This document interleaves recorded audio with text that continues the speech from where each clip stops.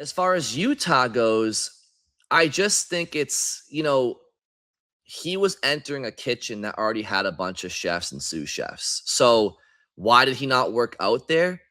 Maybe because he was a stranger to the organization and they already had a lot of players of his mold. Now, he's a stranger entering Boston's organization, but they need chefs. Boston is a kitchen that needs a couple of chefs.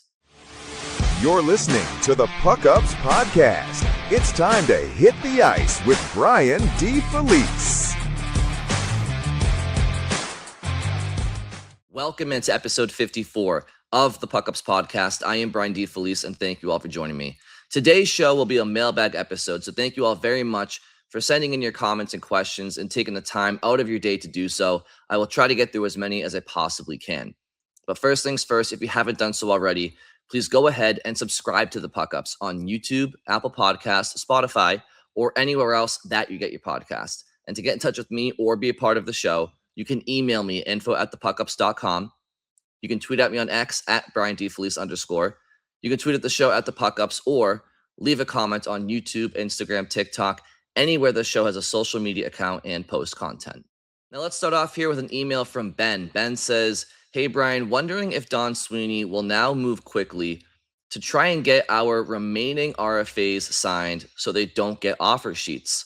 Obviously, they aren't the same level as Leo Carlsson, but I feel like all players are at risk now after this. It's like the Wild West."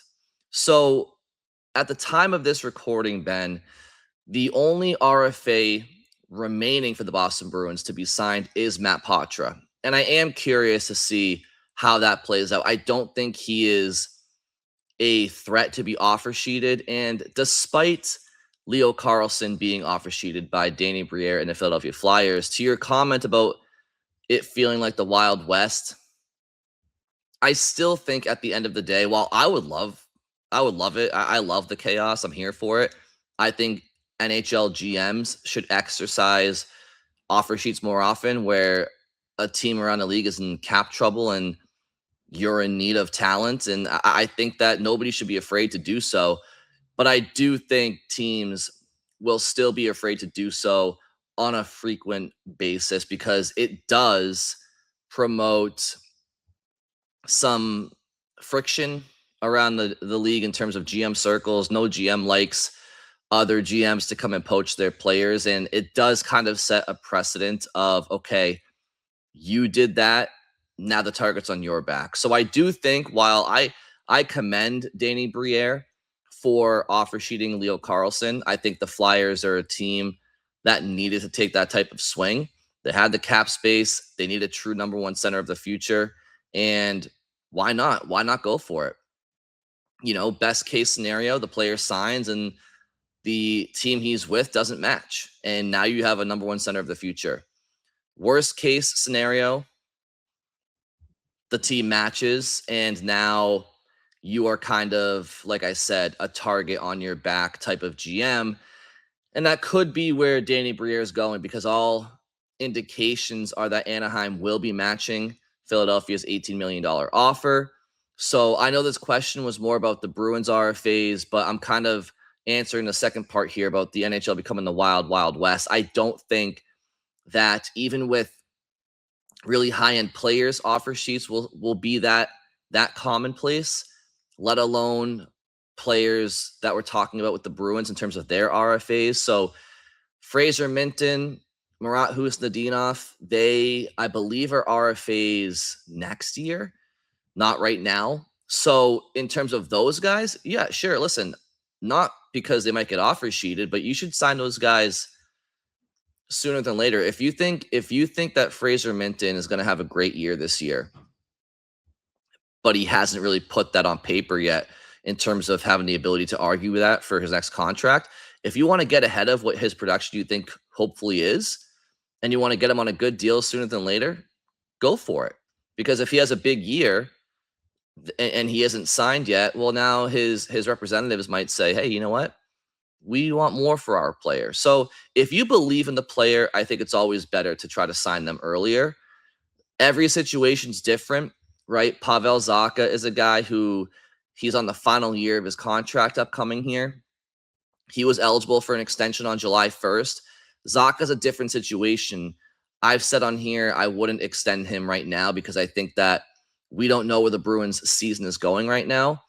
It could be a year where they're selling. And if they're selling and you don't think Pavel Zacha is a contract you want on your books as he goes into his 30s because you feel like, you know what, we're further away than we hope we would be, then you don't want to already have him under contract with a bunch of no trade protection. You want to be able to have flexibility there. So with Pavel Zacha, I don't think there's any rush to extend him.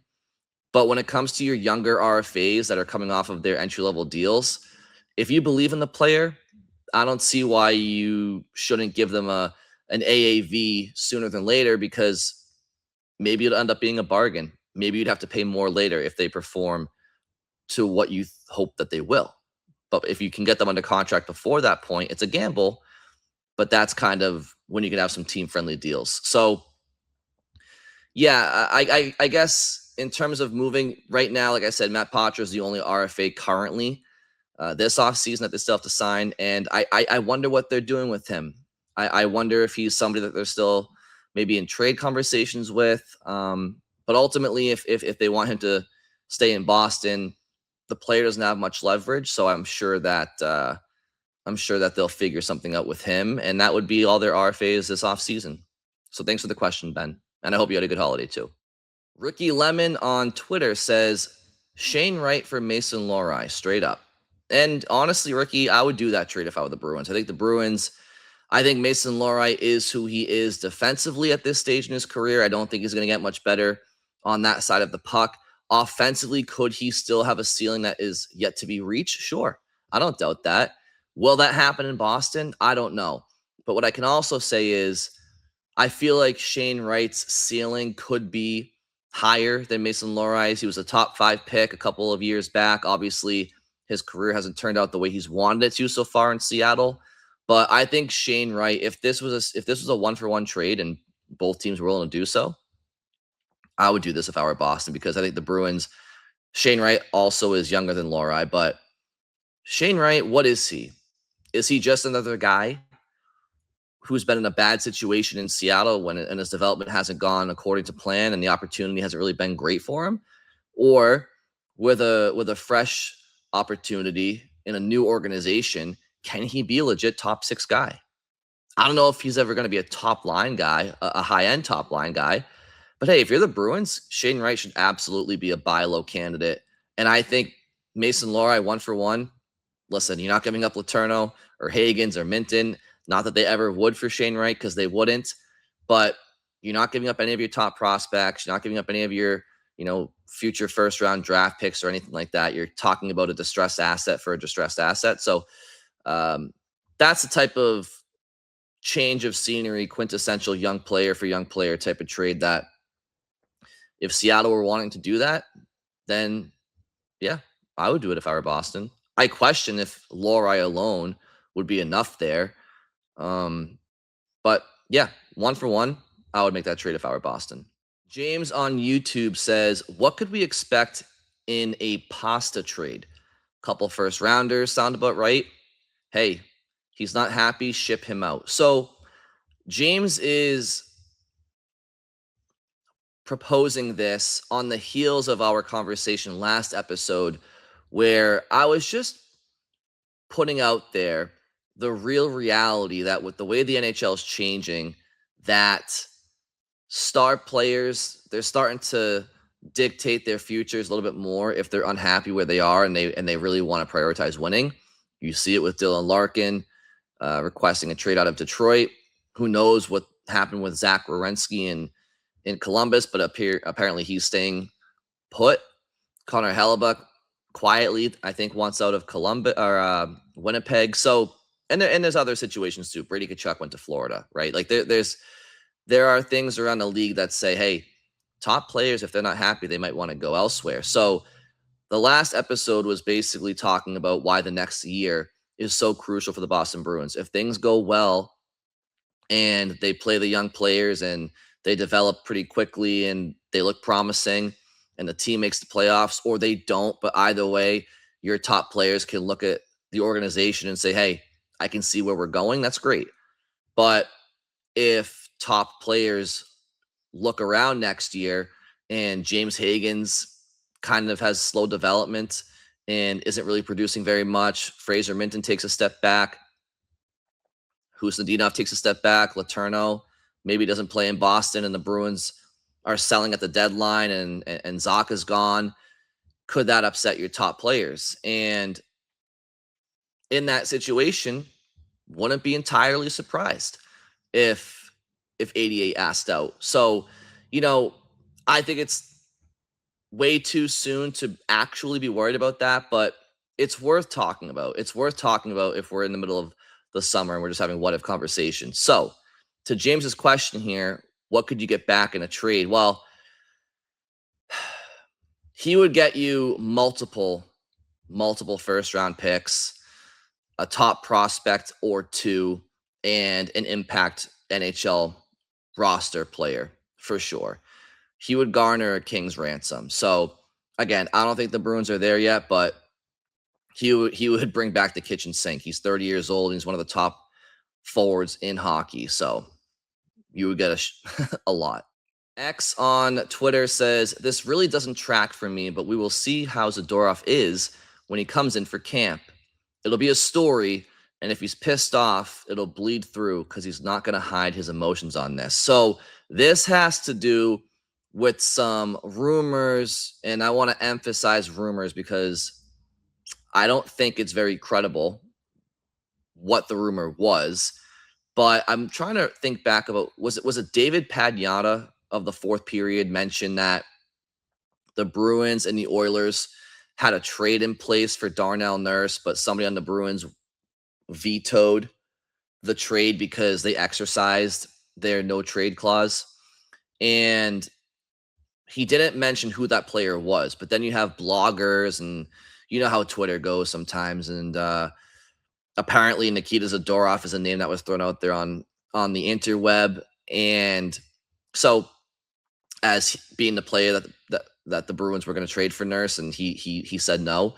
So to X's point here, I definitely think that Zadorov is very transparent and wouldn't be afraid to say in training camp, if asked about it, which he probably will be, hey, did you veto a trade this past summer to go to Edmonton? I think he would absolutely, if not verbally, visually give you the answer that we all need here. But I don't see it. And to X's point, it doesn't track for me either. I don't know why. Listen, I don't know what I don't know. And maybe there's some things behind the scenes that I don't know about. But if we're talking just hockey, Nurse makes $4+ million more than Nikita Zadorov. Edmonton's goal here was to move out money. So, I guess Zadorov would have done that because they'd effectively be moving out like $4 million. But if you're the Bruins, I don't know why you would do that. Why would you trade Nikita Zadorov and his $5 million cap hit for Darnell Nurse, who has a $9.25 million cap hit? Is Darnell Nurse that much better than Zadorov? I don't think so. Marginally, they bring a lot of similarities in certain ways, and in other ways they're a little bit different. But Darnell Nurse is not a $4 million+ player better than Nikita Zadorov. I just don't see that at all. You can never convince me of that. So maybe it wasn't just Zadorov going back to Edmonton. Maybe it was Zadorov plus to make the salary work. But in either situation, from a hockey standpoint, it never made sense to me. I could see why the Bruins would want both of Darnell Nurse and Nikita Zadorov on their blue line. When you look at the Atlantic Division and you're talking about playing against the Florida Panthers, who are going to run out Brady Tkachuk and Matthew Tkachuk and Sam Bennett and, Brad Marchand and, Garnet Hathaway. There's a ton of muscle and agitation with the Florida Panthers. Tampa Bay, they're a big, strong team. I can see why in the Atlantic Division, the Bruins could look at their blue line and say, hey, if we have Nurse and Zadorov on the left side in our top four, those aren't easy guys to go up against in the corners. Put them alongside McAvoy and apparently Will Borgen. Although I don't know if the Borgen thing would have happened if they brought in Nurse. But I could see Hampus Lindholm being that guy because to me, Hampus Lindholm is a player who we'll see this season. I don't think he's going to get back to where he used to be.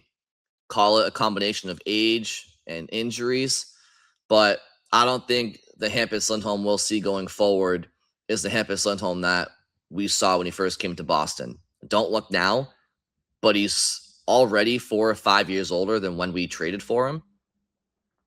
And I could see the Bruins being underwhelmed with him at times, especially in the playoffs. Now, Nikita Zadorov and Hampus Lindholm were both playing hurt in the postseason.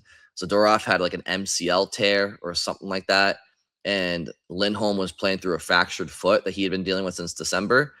But if you're trying to shake something up on that blue line, is Darnell Nurse for Zadorov a shakeup, or is that just like a marginal lateral upgrade? Maybe, right? So I never saw that. And again, unless behind the scenes people just can't stand Zadorov and they just want him to go, I don't know. I don't buy that. But if we're talking a pure hockey perspective, I just never made sense to me. So there are players that would make sense to me. Either one of the Lindholms, Middlestat, Yoki Haru. Like there are players that I could see saying no, thank you.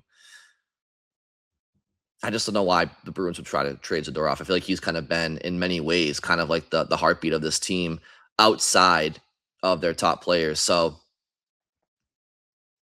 yeah, we'll find out though. I agree. If it was Zadorov, I think we'll find out at some point when they report for training camp. Let's go to an email from Frank. Frank says, the only team I see fit for Casey Middlestad via trade is the Winnipeg Jets. They made minimal moves via free agency with roster spots to fill. Middlestad and Dan Zlashmelis to the Jets for Nemestikov and a 2027 fourth and a 2028 second. So that's a very specific trade there, Frank, and I appreciate, you giving that level of granular detail. I don't know how many teams or how many players in the league that have any sort of trade protection, whether it be full no move or full no trade or modified no trade. I'd be willing to bet that almost every one of those players with that level of protection have the Winnipeg Jets as a team that they don't want to go to. And listen, this is not to disrespect the beautiful city of Winnipeg, Manitoba, or the people of it, but from a hockey perspective, I don't think Winnipeg is a very desirable location for a lot of players because they've never really been a serious contender. They've had a couple of strong years where they finished high in the league, but they never made much of those opportunities. And as we currently speak, they have a pretty aging core of Mark Scheifele, who's in his early 30s. Kyle Connor, I think, is in his early 30s. They lost Nikolai Ehlers to free agency last year. Josh Morrissey, I want to say, is in his early 30s. Connor Hellebuck is in his early mid-30s, and I think he wants out. Their young players aren't really game changers. They're good players like a Cole Perfetti or Gabe Velarde, like good players, but I don't think players are sitting there on the league saying, I got to go to Winnipeg to play with those guys. You add to that the travel. Winnipeg is located right there in central southern Canada, and it's a far flight to a lot of teams around the league, and it's very, very cold. It's a small city, and so I just don't think it's the most desirable location. So what I guess what I'm saying is I wouldn't be surprised if Winnipeg is on Middlestad's no trade list, right? And I don't think that would make him unique. I think a lot of players would have them on their no trade list. So, and then as far as Dan Zlashmelis, like I don't know, I'm not really that high on Vlad Nemestikov. I think he's kind of a guy. Not that Middlestat isn't, but I think that the Bruins. Okay, you're recuperating a 27 fourth round pick and a 28 second. I like those picks. Okay, sure. Especially the 28 second. Okay. But I don't know if that's the only team I see a fit for Middlestat. I could see Middlestat going to other teams. And the reality is I think he has like an 8 or 10 team no trade list. So 2/3 of the league at least he can be traded to without needing his permission. So I'm going to push back a little bit that Winnipeg is the only team that makes sense to see Middlestat go to. I actually think it's probably one of the few teams he wouldn't go to because of player control. So, and I don't know if I want to give up on Dan Melis for Vlad Nemestikov. Again, Nemestikov I think he's just a guy at this point. He's kind of a third, fourth line guy. Not that Melis will be anything more than that, but at least he's younger and more cost controlled. So, but I appreciate the email, Frank. This comment is from Kyle Vanderflute on YouTube, and I laughed at this, and I want to get to the bottom of it right now, actually, because I never really had thought of this, but on my last video, Kyle said, "Gotta be honest, Brian, you gotta stop pronouncing Pasternak that way, brother." So from here forward, I'm going to do my best to rectify my pronunciation of Pasternak, because I feel like I say it that way because I thought that's how Jack Edwards used to say it when David first came into the league. I could have sworn that's how people pronounced it. I don't really, maybe I made this up in my head. Maybe it's Mandela, but I thought people called him that. And he's been around the Bruins for 12 years that I'm just it's second nature for me to say that. But I will say this.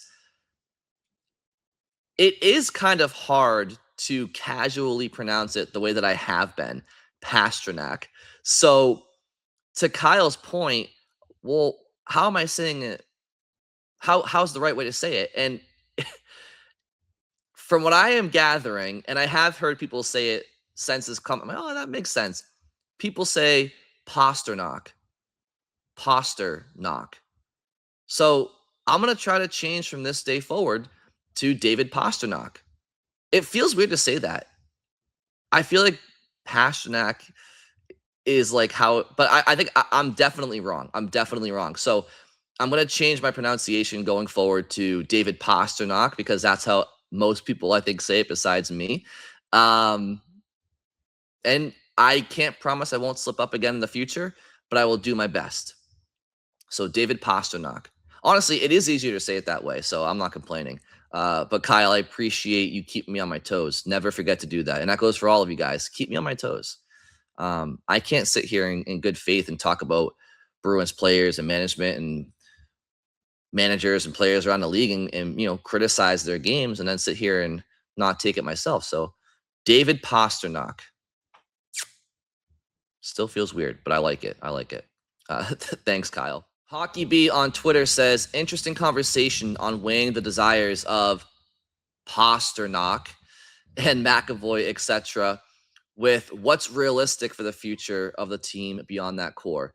Something that will become a very challenging balancing act and likely reach some kind of crucial tipping point over the next 1 to 2 seasons. Yeah, Hockey B, this is my point. And that's all I was trying to do last episode, was just have the conversation. Is it the first week of July? Sure. Yeah, there's not a ton of hockey to talk about. But I do believe that this is what we're talking about here. Next year can go well for the Bruins. They can have a lot of good key contributions and growth from their young players. And James Higgins could have a pretty successful rookie season of being a 35 to 45 point player. Maybe more. I'm not going to put that on him. Fraser Minton can take the next steps and go from a 35-point guy to a 45, 50-point guy. Maybe Dean Letourneau comes along next spring after BC's season ends, and not to put too much pressure on him either, but maybe he has, given his size and skill set, maybe he has like a Porter Martone impact next spring in Boston, and people are turning their heads left and right and saying, wow, Boston really has somebody here, including McAvoy and Pasternak. So I think that that's the best case scenario. And even if the Bruins don't make the playoffs or go very far, if their top players can see the plan, then all of a sudden there's buy-in.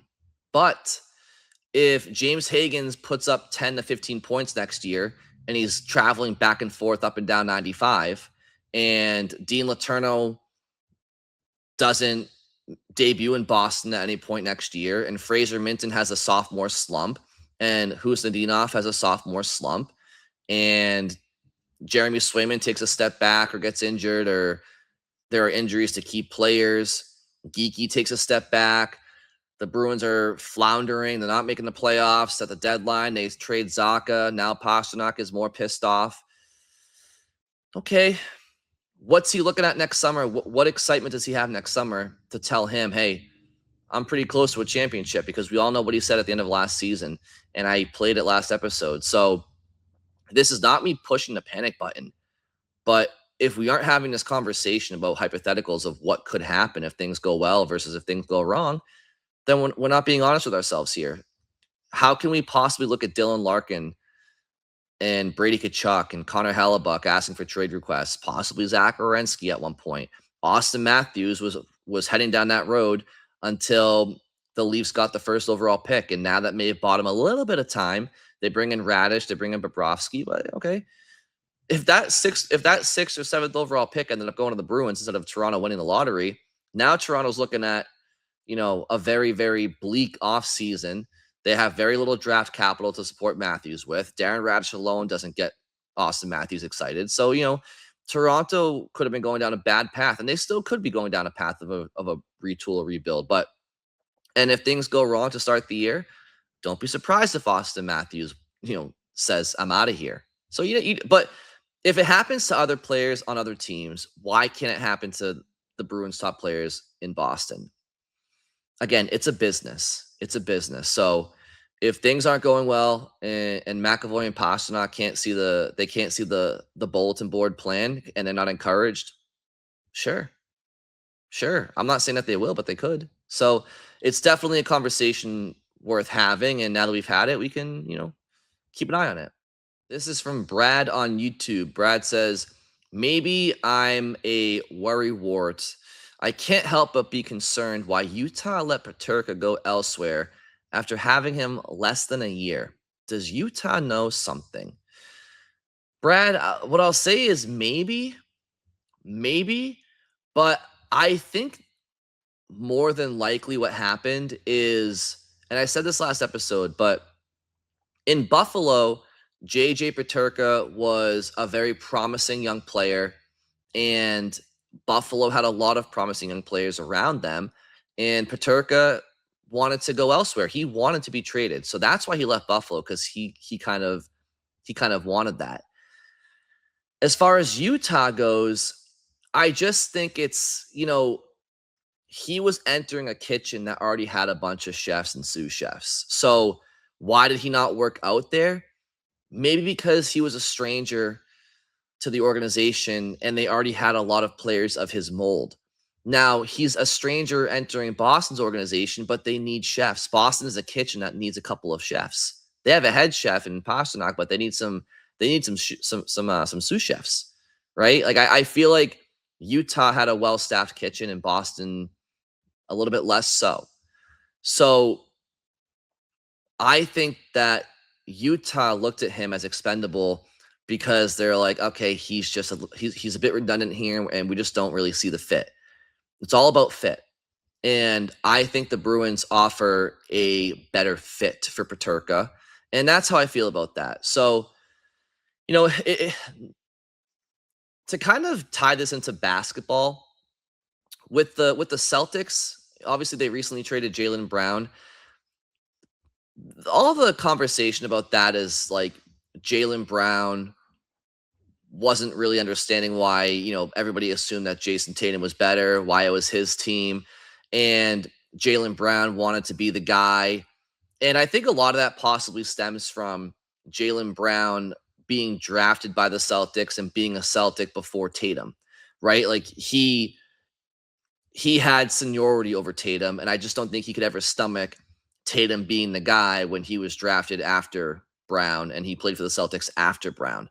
And so when you look at Jaylen Brown going to Philadelphia, couldn't somebody sit there and say, well, isn't he going to want to be the guy in Philly with Joel Embiid? It's like, well, I don't think so. I don't think Jaylen Brown's going to go into a locker room where he's the stranger and they already have their established guys and demand that he's the guy. Like, I don't think Jaylen Brown's going to walk into that 76ers locker room with Joel Embiid there standing across from him and try to say, I'm the guy. He knows that it's Embiid's team. So it's not a perfect comparison, but when it comes to Peterka, I just feel like, and not that Peterka wanted to be the guy in Utah, but he was redundant in Utah and he's not in Boston. And I just think that he's going to come into this Bruins locker room and he's not going to feel any type of way because he's about entitlement or anything, because he's the outsider that's now on the in.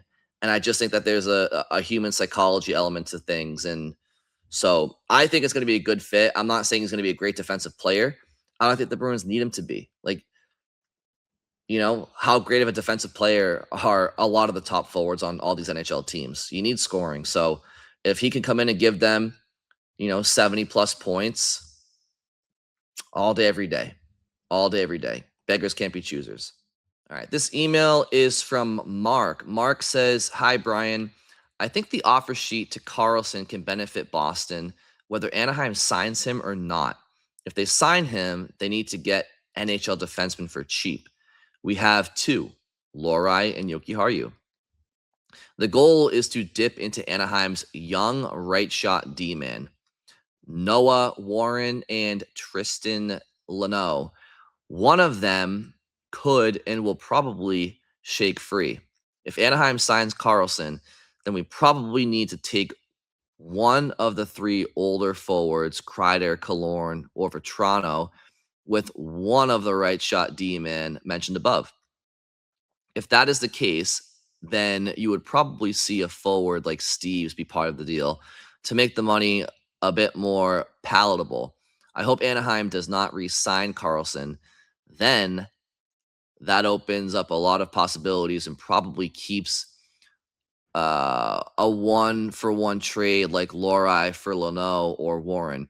If it's Jokiharju, I think we would be lucky to get Warren in a deal like that.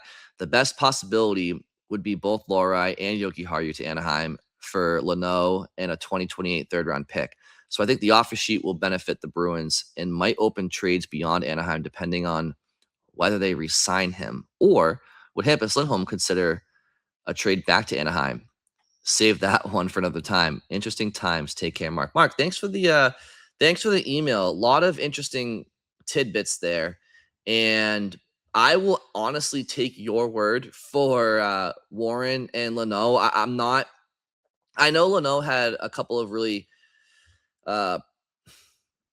good years with, I want to say, is it San Diego? Is it the San Diego Gulls? I think that's Anaheim's minor league team. I know he's put up some points the last couple of seasons for them. I'm not going to pretend to say that I've seen a ton of him play, but in terms of, him or Warren, I'm sure that they're good young players on the right side. To your point, I don't think you'd be emailing me about them if they weren't. So I'm for that. I do think it's interesting. The Leo Carlson offer sheet from Philly, it is yet to be, and right now, full disclosure, I know you're listening to this on Friday. I'm recording on Thursday. So by the time this airs, maybe Anaheim has officially matched Philly's offer sheet. As I speak right now on Thursday, I'm expecting them to do that. And if Anaheim were to do that, I think they'd have like $9 million left in cap space or something like that.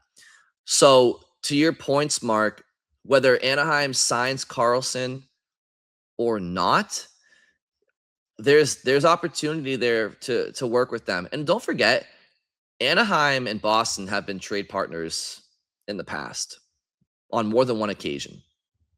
Off the top of my head, Nick Ricci, Andre Kasha, David Backes. I know there's others. I feel like Danton Heinen was traded to or from Anaheim at one point. There are others, but in any event, so there's a rapport there between Sweeney and Pat Verbeek, I think. But there was another question about Leo Carlson a little bit later on, so I will save some of this commentary for that as well. But Mark, I appreciate the email and you put a lot of thought into that. And now I'm gonna have to start to watch some Tristan Leno and see just how promising he appears to be according to you. Rudy13 on YouTube says here's the question I was referring to. If the Ducks match the offer sheet, do you think that raises the value of cost-controlled guys like Geeky or Zaka enough to open the door for a guy like Cutter Gauthier or Beckett Seneca to be an option for the Bruins to pursue?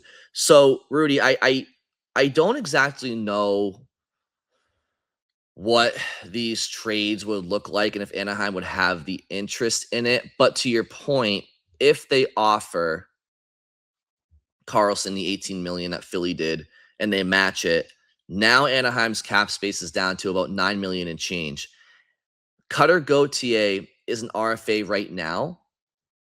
I feel like they could get a deal done with him around that AAV. I mean, Cutter Gauthier is a hell of a player. Could he really be demanding, $10-11 million right now on a cap hit? I don't think so. I think he still has to prove some. So maybe Anaheim would be able to work out a bridge deal with Cutter for an AAV around 9 or so to keep him cap compliant.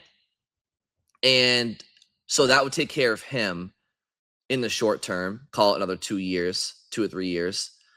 And then Beckett Seneca, I'm pretty sure he is an RFA. He still has 2 more full seasons before he's an RFA, I think. So, Anaheim can sign Gauthier, they can sign Carlson, and they still have Seneca on an entry-level deal for a couple more seasons. So long story short, I think Anaheim can kind of worry about that when the time comes. But for right now, I think for the next 2 or 3 years, they would still be able to have all 3 of those guys. So now, could you come in and wow Anaheim and convince them to give you a Cutter Gauthier or a Beckett Seneca for Zaka plus or Geeky plus because they're on good contracts? Maybe. I mean, never say never, but I just don't think Anaheim has to move one of those guys, even with Carlson signing. Like I said, if Seneca was an RFA this year, if you had Seneca and Gauthier both as RFAs right now, you can't fit both of them. But not only is Seneca not an RFA this year or next year, he's not an RFA to the following year. So I think Anaheim's okay right now, even if they match Carlson's offer. But try it. Sure, try it. Try it. But you'd have to sign Zaka anyway, right? Like if you're Anaheim, Zaka's up at the end of this year. And so he would be due for a raise. He'd be a 30-year-old top 6 center. He's not going to play on a cap hit of $4.75 million forever. In fact, he's got one more year to do that. So it would be a short-term fix. But in that same sense, Seneca's on an ELC right now, so he's a short-term fix all the same. In fact, he's cheaper than Zaka right now. So I don't know. I'm inclined to say that the Bruins wouldn't be able to expose Anaheim for Gauthier or Seneca. I think you might see a guy like Drew Hellison, who's an RFA, I think, next year, who played at BC, so I'm sure people around the Boston area will love the Bruins getting another BC guy, hypothetically. But Hellison's a guy, right shot defenseman. He can skate, big boy too. Hasn't really put it together at the NHL level. But I could see a guy like him being a cap casualty for Anaheim due to the Carlson, what we expect to be a Carlson matching offer. So, but listen, I like the creativity. And if you're Don Sweeney, why not pick up the phone and give it a shot? This is an email from CJ. CJ says, assuming Patra is still with the Bruins when training camp starts and hasn't been traded, I keep seeing him penciled in at 4C. But what if he has an amazing camp and proves he deserves a top 9 role? Sturm likes him as a center, so that means it would probably be a 2C or a 3C. However, will others such as Minton, Husadinov, Hagen, Zaka, Middlestat get priority regardless of how well he does? I feel putting him on the 4th line is a waste of his playmaking skills and talents when it's generally agreed his ceiling is a 2C. I keep hearing he could potentially get moved up and would just start there. But unless Sweeney moves Zaka and Middlestad and doesn't crowd the roster with more vets as he usually does, there will be no way for him to go up the middle. If that's the case, it may be best for the player and the Bruins to move on. We'd love to hear your thoughts. Thank you, CJ. Okay, so it's interesting, CJ. You know, one of the things you mentioned here is that it feels like Patra has a ceiling of a 2C, and I'm not saying he doesn't, but I'm not sure we should just make that assumption. Okay, I'm trying to see what you said. Yeah, when it's generally agreed his ceiling is a 2C. Okay, yeah. So to me, it's a different conversation. Could his ceiling be a 2C? Maybe, but again, the key word there is ceiling. So in reality, he could just be a third liner. And I think when we talk about Patra playing the fourth line for Boston, at least if I talk about that, it's because I want him in Boston. I don't want him in Providence. And similar to how Fraser Minton played well with Mark Kaslick and Tanner Jeannot at times last year, and they kind of helped him along, and how Matt Patra played with Tanner Jeannot and Mark Kaslick. See, I think Kaslick has some finish. He has some good hands. He's a good forechecker. And Tanner Jeannot, yeah, he's a fourth liner, right? But he's also played, up in the lineup before in his NHL career, and he had a pretty good bounce back year last year. So I think Jeannot and Kaslick, yes, I think ideally they're fourth line guys, but I would say they're fourth line guys with a bit more polish and finish than your average fourth line tough guy. So I can see that line being effective, at least for Patra to start, right? Now, as far as other opportunities in the lineup, well, you got Pavel Zacha, to your point. I think Zacha is going to play center. And then you have Minton. He's going to play center, as they both should, and especially over Patra. Like, with all due respect to Matt Patra, I think Fraser Minton and Zacha, I think they are above him in a depth chart for obvious reasons right now, especially Zacha. Third line center is the interesting one. And this is me assuming that Minton's in the top 6 at center. If the Bruins roll out Zacha and Lindholm next year as your top 2 centers, well, that automatically puts Minton as your third line center. I don't want them to do that, and maybe they won't. But let's just say that your top 2 centers next year are Zacha and Minton. Well, now you're talking about who's your third line center. Is it Elias Lindholm? Is it James Higgins? I don't think it's Husendinov, and I don't think it's Middlestat. They have versatility, but I don't think that those guys are going to be your third line center to start the season. I think it's going to be it's going to be one of, depending on how they deploy the top 2 lines, your third line center is going to be either Fraser Minton, Elias Lindholm, or James Higgins. That's what I feel. And honestly, I think it's hard to make an argument for Patra over any one of those guys right now, because if we're talking ceilings, the ceiling for James Higgins is the top line center. Again, I'm not saying he'll be that, but if we're talking ceilings, Higgins has a higher ceiling than Patra. I think Minton has a higher ceiling potentially than Patra. And Zacha obviously is who you hope Patra could be one day. And Lindholm, I would rather, if you're asking me, would I rather Patra play third line center or Elias Lindholm? I would say Patra, but I would rather Higgins play center over both those guys. Same time, if Higgins is in the top 6 and he's not a center, then he'd be on the wing, right? So there's a lot of ways it can go. I don't think Casey Middlestad could be traded. I'm really not sure. It does feel like there's a lot of chefs in the kitchen right now at forward.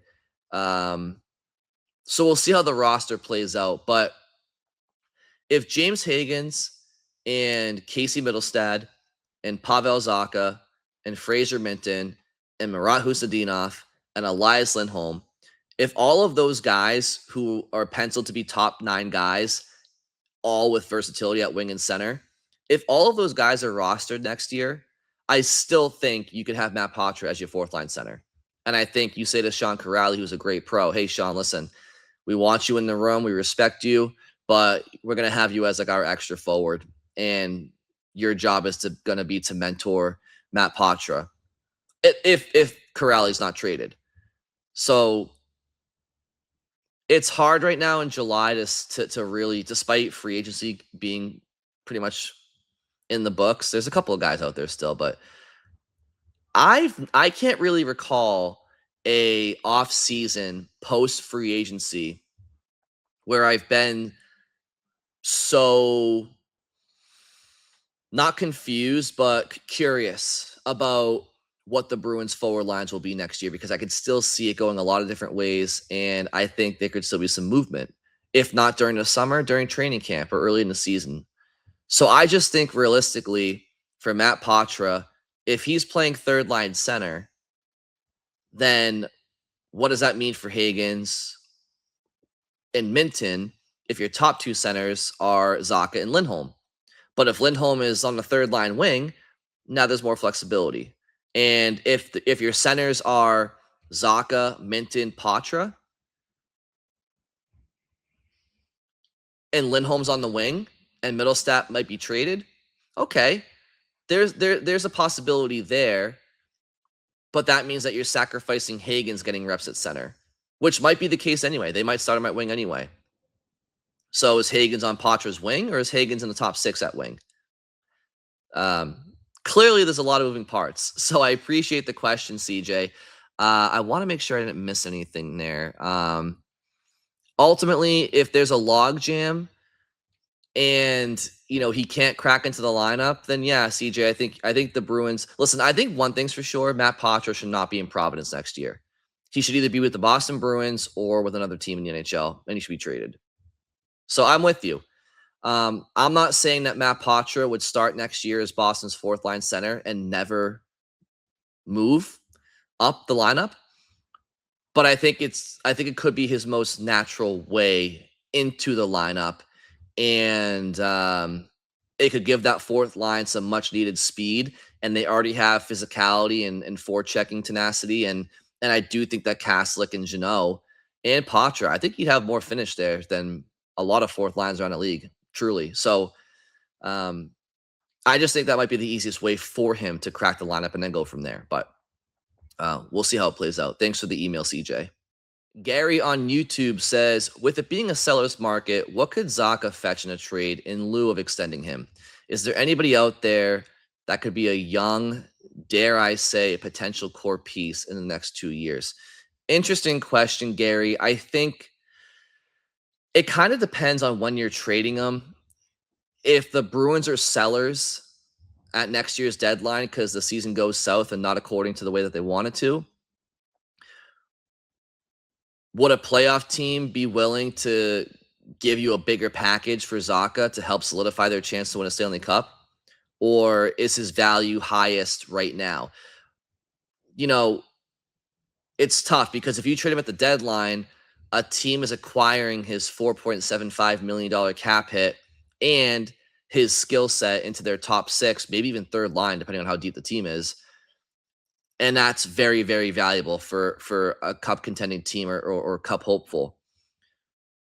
But the downside is he becomes a free agent over the summer. And so the team would only be acquiring him potentially as a rental if they don't re-sign him themselves or extend him themselves. And that's fine. Like, teams they pay a lot for rentals every trade deadline. So I'm not saying rentals aren't valuable, because they are. They get a lot, especially a rental like a Zacha would be. But I think right now his value could be highest because somebody would be getting him for a full season at his $4.75 million cap hit. So ultimately, what could he fetch you in a trade? I think he could get you a first-round pick and a prospect. I think Zacha could get you a first-round pick. A couple different things. I think if there's no player involved coming back, I think he can get you a couple of first-round picks, or at least a first-round pick and a second-round pick. If there's a player involved, I think he can get you a first-round pick and a prospect. Or I think maybe a second-round pick and an NHL-ready player. So, for example, like Montreal has been wanting a second line center forever, right? Could the Bruins trade Zacha to Montreal for a first round pick and Kirby Dach? I don't think so. But could they trade Zacha to Montreal for a second round pick and Kirby Dach? I think so, yes. And that's the type of move where, okay, could Kirby Dach be one of those potential core pieces that you're talking about? Because maybe as a former high first round pick, he could still have a lot of game left. And he's had a lot of injury issues and stuff in Montreal, but he has potential and size and talent galore. So I guess it depends on, where he's going to and when he's going to them. But if the Bruins don't extend Zacha, I think he can get you a pretty good return regardless, whether it's a first round pick and a second round pick, or a first round pick and a good prospect, or a second round pick and an NHL ready player. For a player that's, contract is up after next season, that's all of those would optimize him as an asset. But the Bruins obviously may want to extend him themselves and look at him as like a future veteran presence to be a reliable center iceman for them if players get hurt or younger players don't pop the way that they want them to. And I don't know, I could see them seeing value in a player like that, keeping him around too. So we'll see how that goes. We have an email here from Kim who says, "Hey Brian, sure seems like everything is on hold this week. Trades, signings, offer sheets, until the Leo Carlsson situation gets resolved. Do you agree? And do you expect teams to be more active next week? Clearly, the Bruins have more moves to make, and I hope those happen sooner rather than later." Thanks, Kim. Thank you, Kim, for the email. So, yeah, I think that right now the NHL oddly seems quiet, eerily quiet. Like it's very ominous, and it does feel like there are still a lot of shoes to drop, and maybe the Carlson part is a factor.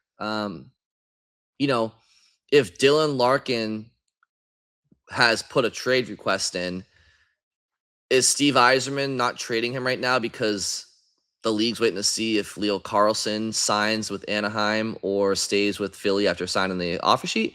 Maybe. I mean, it's possible. But what I can tell you is that there are still some pretty significant UFAs out there at forward. Like, I'm not saying necessarily for the Bruins, but for contending teams out there, or teams that are trying to contend and might be one piece away, Anthony Mantha is still out there. Patrick Kane is still out there. Claude Giroux, I think, is still out there. There are some others. The Dylan Larkin situation still has to resolve itself. Clearly, Stevie Y is not looking to just get rid of him for pennies on the dollar. He's waiting for the proper return.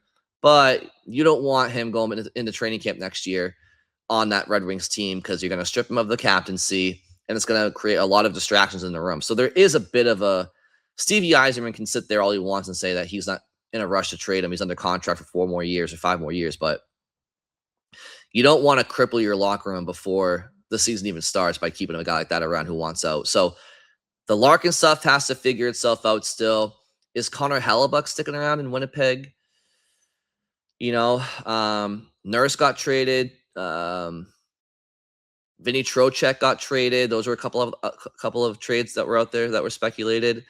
But yeah, Kim, I do think that right now, I'm not sure if, NHL GMs are just taking their sweet time after Canada Day on July 1 and 4th of July last week. But Don Sweeney said in his press conference after free agency day 1, he said that he expects an active market post July 1, more so than years past. I think maybe again, these guys are human too. Maybe they're all just kind of putting their phones away for a little bit with the holiday this past week, and things are going to pick back up here. So it does feel like it has been objectively been quiet this past week. So I guess it could only get less quiet from here or just stay the same. But I'm hoping it gets busy as well, Kim. And it does feel like the Bruins aren't done this offseason either. Again, it might not be a summertime thing, might be a training camp thing, but they have extra bodies. Like, you have how many guys on defense right now? You have McAvoy, Zadorov, Lindholm, Borgen, and then you have, for bottom pair options right now, you have Clifton, Yoki Haru, Lorai, Aspero, Brunet, Jordan Harris. Like, there's a lot that has to give here. And then up front, it's like, okay, is Casey Middlestat really going to be here to start the year? Is Mikey Acimont and Sean Corrali or Alex Steves or like Lucas Reich? Like what's I think Reichel's around because of the German connection. He has youth and speed and skill and upside still.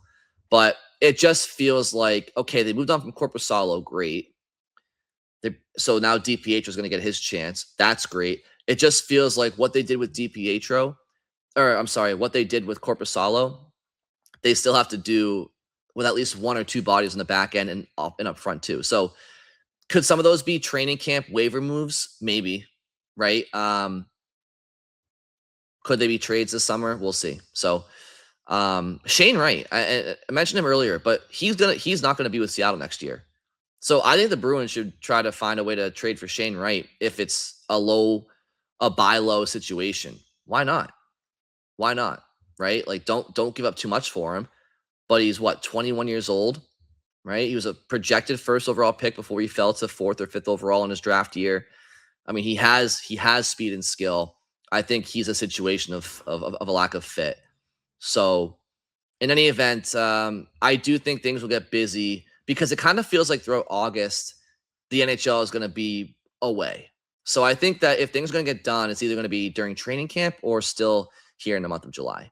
Let's finish off here with a comment from Michael Davis on YouTube. Michael says, my biggest worry is that there are folks in Buffalo that insist that they needed to get Peterka and Middlestat out of town because they were empty calorie scorers who gave up as many big goals as they scored and got smallest when the lights got brightest. Hopefully, this coaching staff led by Sturm can get the most out of Peterka and Middlestat if he's not wheeled out in the next 60 days in a trade. They have to move on from Acimont and Yoki Haru, and they are only 4 million AAV. Adding Middlestat gives you 9 million in AAV to go bigger fish hunting, even if they have to move out a prospect and picks. So, good comments, Michael. I agree with you that Yoki Haru and Acimont should be guys that they're moving on from. Same with Middlestat. And Middlestat did a good job last year for the Bruins. It's not because I don't think he played well last year. It's because I don't think he's part of their long-term future. So again, I'm about optimizing assets. As far as Peterka and Buffalo, listen, the lights weren't ever very bright in Buffalo during his tenure there. They never made the playoffs until this past year. He was in Utah. I think the player wanted out of Buffalo, and I think with Utah, like I said, he was entering a kitchen where there were already enough chefs to do the job. And so I just think he found himself in a tough situation fit-wise. He wasn't able to make his souffles the way he wanted to because Clayton Keller and Logan Cooley and Dylan Gunther are already doing that for them. But outside of David Pastrnak, who are making the fillets or the souffles in Boston, not many guys. You hope it could be Higgins, maybe Minton. But I just think Peterka adds an element that the Bruins need. So again, it comes down to fit for me. It's fair to be concerned or worried about why he's been moved a couple of times on his third team in the last couple of years here. But it's a business, and sometimes these things happen. So it's not always about the player being a bad egg or not having the skill to do so. Sometimes it's just about fit. I think we can all relate to situations in the past where maybe you work for a company and you're like, you know what, I don't really like it here. Just don't like it here. And doesn't say anything about your work ethic or your potential. It could just be a bad fit. And that's what I think is going to, I expect Peterka to be a really solid forward for the Bruins. He's only 24 years old. He's not going to be in the running for any Selkies, and that's okay. Neither is David Pastrnak. But I think that he's going to give the Bruins what they are sorely missing. And again, what I like most about Peterka is that he's closer in age to Higgins and Minton and Husnudinov and Letourneau and Zellers than he is McAvoy and Zacha and Pastrnak and, the Lindholms and Zadorov. So your worry is understood, Michael, but I think it'll be okay. I think they'll be fine. So that'll do it for this episode. Thank you all very much for sending me your comments and questions. I really do appreciate it. And it does not go unnoticed that you're taking times out of your day to not only listen to the show or watch it on YouTube, but to actually send me an email or leave a comment. Very much appreciate it. And I look forward to doing more of these throughout the summer. But for now, thank you for listening, and I will talk to you next week.